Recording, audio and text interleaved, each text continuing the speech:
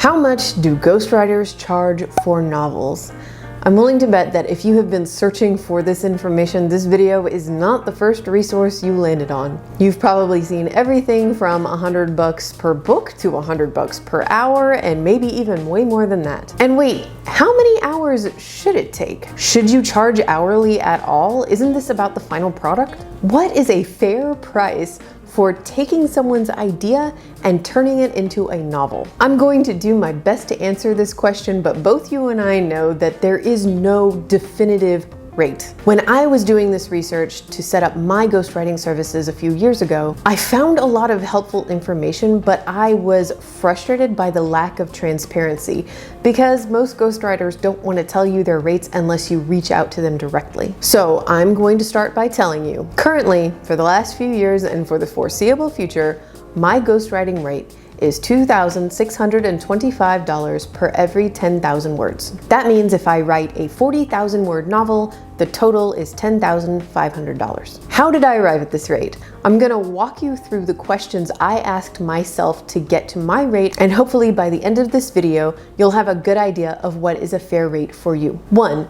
On average, how many hours does it take you to write a novel from start to finish? I mentioned back in part 1 of this series that I do think it is very, very important for you to be a published author, traditionally or self-published, if you want to be a ghostwriter of novels. Few people are going to want to hire you to write their novel if you don't have novels out there in stores or online or wherever that they can go and find and read. So, assuming you've written a few books, take a few minutes or maybe even longer and do the math. Figure it out. How long does it take you to write a book? If you aren't used to tracking your daily productivity, this might take you a little bit longer, but I'm sure you can come up with at least a guesstimate. How many months does it take for you to write a novel? And pick an average word count, 50, 60, 70,000 words, whatever your books usually end up being. Make sure you include all of the time you spent brainstorming, outlining everything, not just drafting. Okay, so how many weeks was that? How many days per week did you work on it? Every day that you worked on it, on average, how many hours did you spend? Remember, this is just for you. Be honest, don't flex. How many hours a day generally does it take you, and how many days does it take you, again, generally, to write a book? Now at least you have a range and you have some numbers to start with. 2, what do you consider to be a fair hourly rate?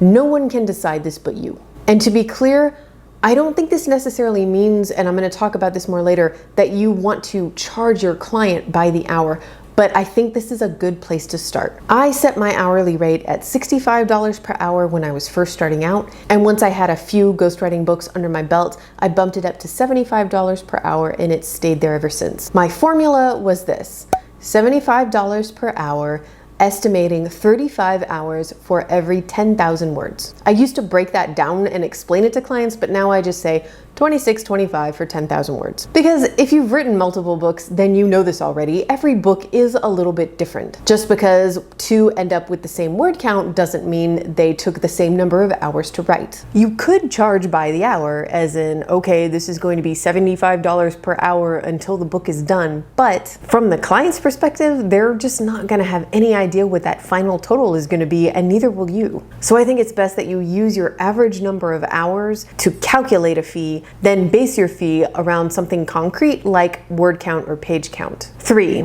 this is the trickiest part, and I think it's the reason that rates for ghostwriting are all over the place. You have to figure out what ghostwriting this book is worth, not to the client, but to you. What do I mean by that? Okay, first of all, ask yourself, where is the rest of your money coming from right now? Full-time teaching job, freelance, copywriting, driving for Uber, pulling shots at Starbucks. When you get your first client and you have to ghostwrite a book on a deadline, what work are you going to have to cut down on over the next few months, and how much is that going to cost you? Second, and here's where things start to get a lot more speculative, consider the creative work you are going to put into this book, and consider the fact that someone else will hold the copyright. You are a ghost. You may be credited, but there is no obligation to credit you. You will never receive royalties.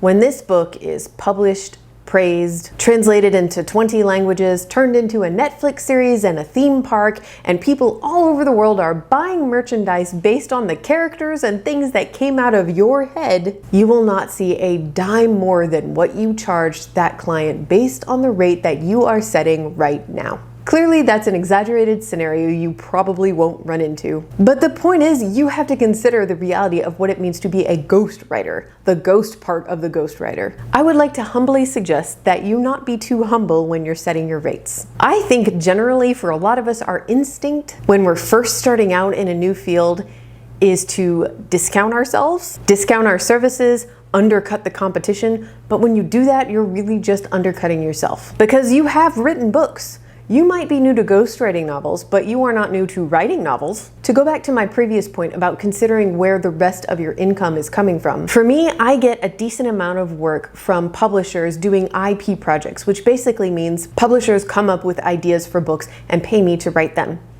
Does that sound familiar? It's very close to ghostwriting. Sometimes I get credit by name on the cover, sometimes I don't. Sometimes I get royalties, sometimes it's just a flat fee.